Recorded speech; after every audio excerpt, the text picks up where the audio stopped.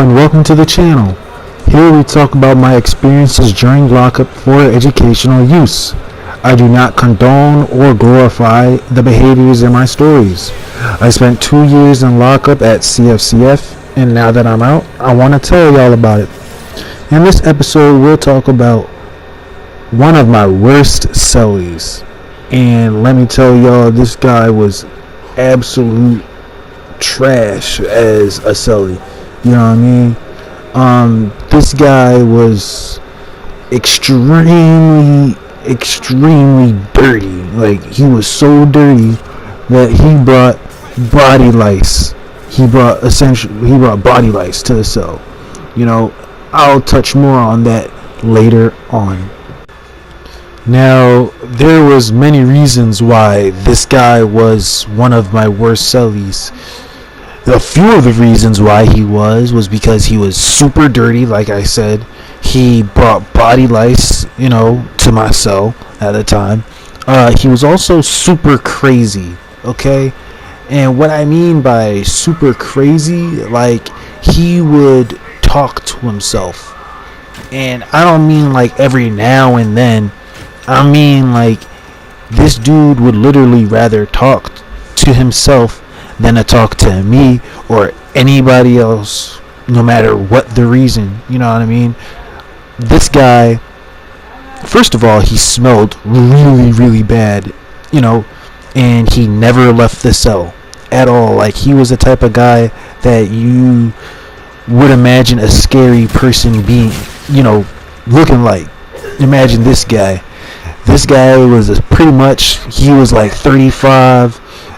He was about like 5'5", and he had really long dreadlocks. And I ain't gonna lie, more power to the people that have dreadlocks and it's on their hair journey and stuff. But this dude, like, he had dreadlocks all the way down to his knees. And mind you, I say he's 5'5". He had dreads all the way down to his knees that he'd been growing for the past 10 years. And you could see the 10 years of dirt built up in his hair, and he just didn't care to go out the shower and go out the cell and actually take a shower. Now let's talk for a second on how dirty this guy was. And yeah, I said for a few times now that he never left the cell, which means that he never got in the shower. Okay, so you can imagine how a dude like that would probably smell. He probably would smell like an entire football team's gym socks. You know what I mean? Like, a guy really smelled absolutely terrible.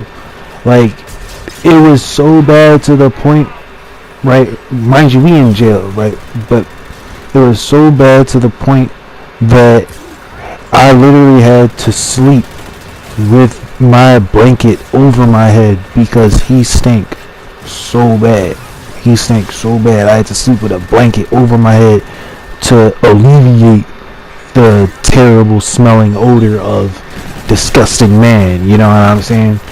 Now, real quick, the reason why none of the COs moved me out, the reason why I didn't move out, despite countless grievances to staff, and despite many requests to move, the COs pretty much, and this was pretty much torture, but the COs thought it would be better for that dude to stay in the cell with me because they know that I'm not one of these bulls out here that's going to absolutely obliterate this guy in the cell. You know what I mean? The COs already were hip to what's going on. COs knew, oh crap, like, this dude got lice, this dude got parasites living on him. Oh man, like, who we gonna pair him up with? You know what I mean? And because they knew that I wasn't, a psychopath for real, then they put him in my cell, pretty much. But I digress. as I said a few times now, this man brought lice and, parasites to my cell. So, why was that such a huge deal, right? Besides the disgusting factor, right? That's a huge deal because say this dude had HIV or something, right? Then bed bugs could have bit him and then bit me, and then next thing you know, I got a disease that I shouldn't have. You know what I'm saying? So yeah, this dude was obviously super shot out. But when you do all sorts of crazy drugs in your life, like meth, like this guy was used to be on the streets, selling and smoking. Start doing a lot of meth, you start losing your mind. And this dude, for all intents and purposes, literally lost his mind. Like, this guy, like I said, he's crazy as hell. Like, this guy literally would sleep all day. He would sleep all day in the cell and he wouldn't leave, right? So I would leave for my two recreation periods for the day, right? I come back in, he's still in the cell, right? Sleep, or fake sleep, I like to say, because I used to be in a cell with him. I'm locked in 24. You know what I mean? So I see him. I know when he fake sleeping. As soon as I turn off the light, whenever time I turn it off, he immediately hop up and he go into the door and he gonna start talking to himself all crazy, talking about humana, and waving his magical hands in front of his face. Like, this dude, like, had literally had more than a few screws loose. Like, he legit thought that he was the second coming of Jesus. He thought that he was God's blood child. Like he thought he had powers. Y'all get what I'm saying? Like, it got to a point, right, where one day I literally asked him, like, yo, bro, like, so you the son of God, right? And he like, yeah, I am, my child. And I'm like, okay, bro, but I wear glasses, right? So I'm like, yo, bro, like, can you heal my eyesight? You feel me? And if you heal my eyesight, I believe in you. You feel me? I pray to you and all that. You know what I mean? Bro really had the audacity to, like, wave his, like, little jazz hands, jazz fingers in front of my face like he was actually, a Wizard of Oz or something. He literally tried to make it look good, like he was actually going to do something, and he really didn't. For real. He did his little jazz fingers over my eyes, and then he literally, like, no weird stuff, but he touched my eyes and was like, you are healed now. I opened my eyes and I was still blind as heck, and yeah, that wasn't a good joint, So eventually what I end up having to do about this guy, because I cannot stay living with him, you know what I mean?